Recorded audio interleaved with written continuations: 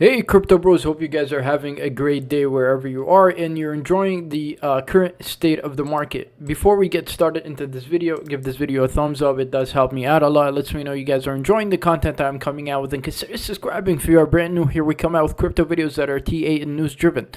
And turn on that bell notification so you get notified when we upload a video, because this information is time sensitive and you don't want to miss it.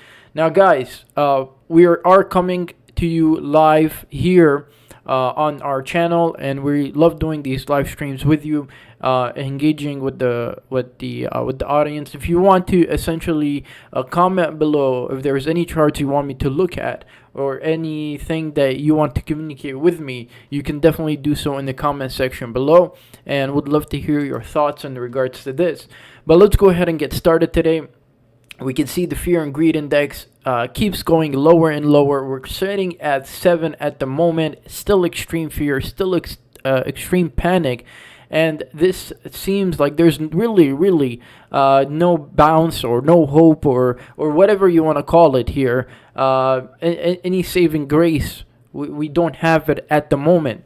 And even if this were to go to zero, we would not be shocked at this moment, because historically we are putting lower lows on our fear and greed index, just about 7 at the moment.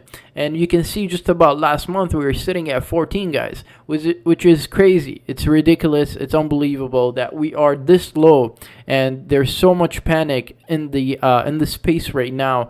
It's just unbelievable. And the amount of pressure the economic collapse is putting on crypto is ridiculous as well too.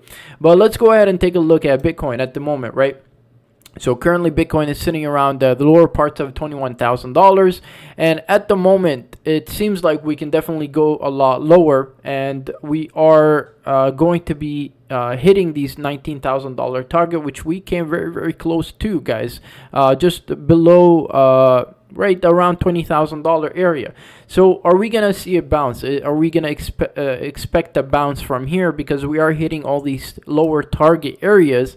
And it seems like on the weekly, right, we are continuing to see these just absolute red candles to the downside, right? There's literally no hope. There's no bounce. People are just turning off their laptops and trading view and a portfolio, and they just don't want to look at the prices because they're tired. They're tired of this downslide hill, this waterfall that it just keeps piling on them. And this is what the bear does, guys. He waits so much that the pressure of the bear gets you, and you can no longer understand what's happening in the crypto space, and the bear just eats you alive, guys. This is what it means to be in the bear market. The bear eats you alive.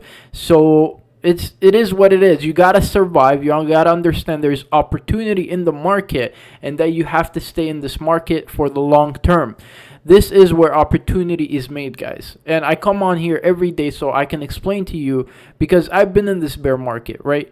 I've been in this bear market, and it's brutal. 80-90% down, and we are seeing it here. Are you going to take the opportunity to get in some of your favorite altcoins, into Bitcoin and Ethereum, and then go in them for the long run, right? And just be patient. Now we're continuing to see a lot of news in regards to Celsius come out, and how clients can get their funds back.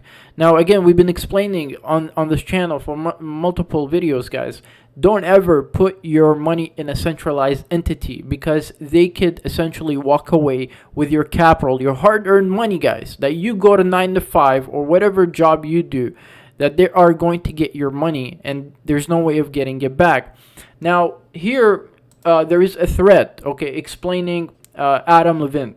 Okay, he basically explains how people can get their money back from Celsius. So here's what he says. Okay, there are two groups of Celsius customers. One group has just made loans to earn Celsius. The other group has their assets held in Omnibus custody wallet. Some folks might be in both buckets.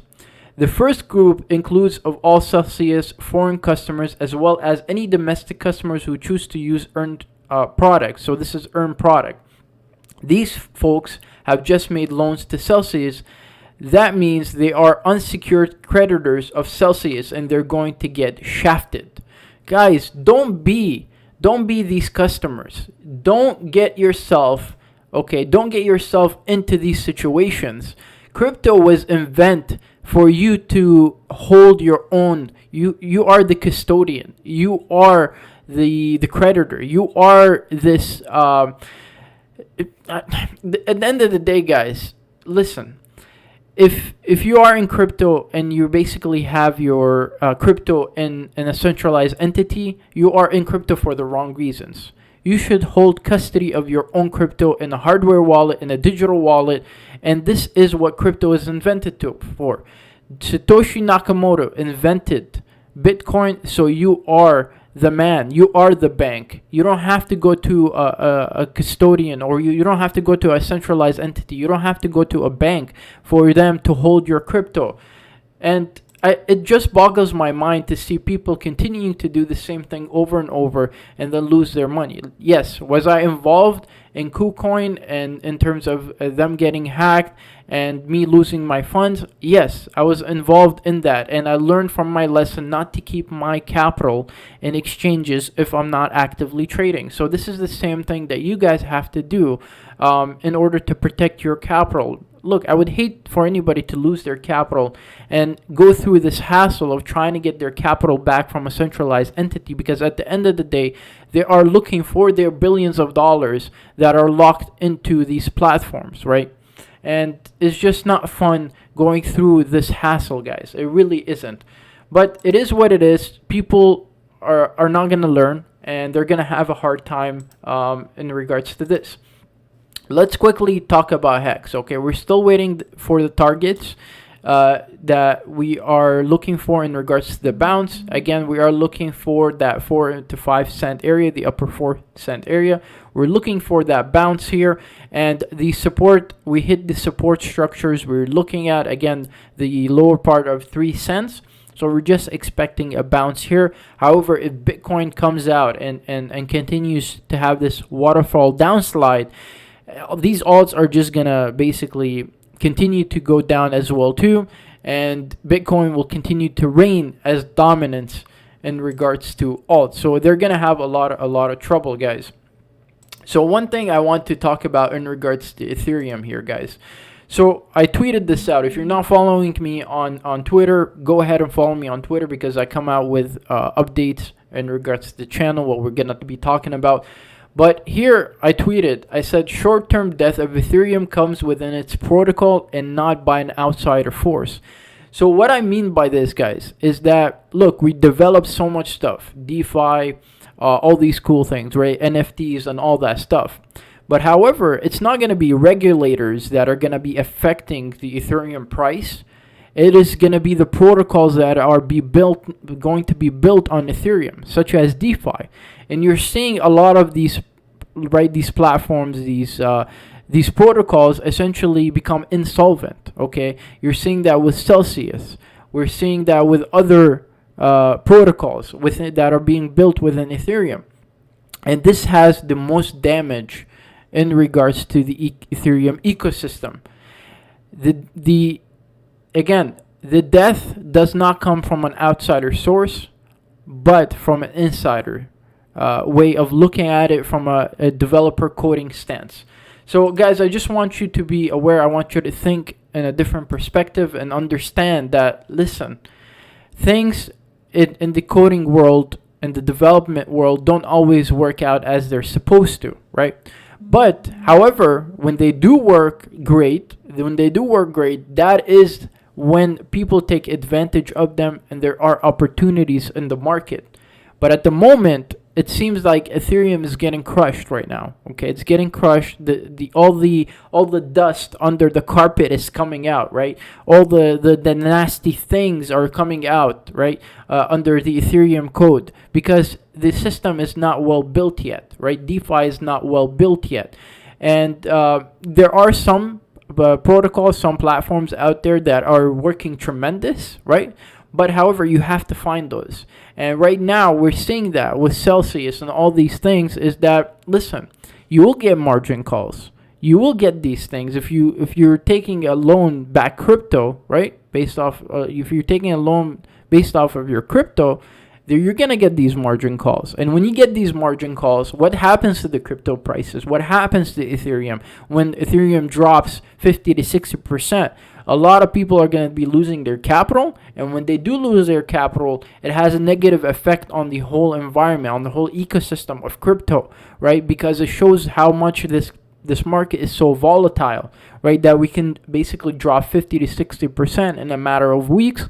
And it basically keeps people away from the ecosystem. But if you tune in and you understand the opportunity that is at hand here for us, then you can take advantage of that. And one thing I do recommend, since being in this market since 2018, is that you should stay in the market and learn as much as you can during these times, okay?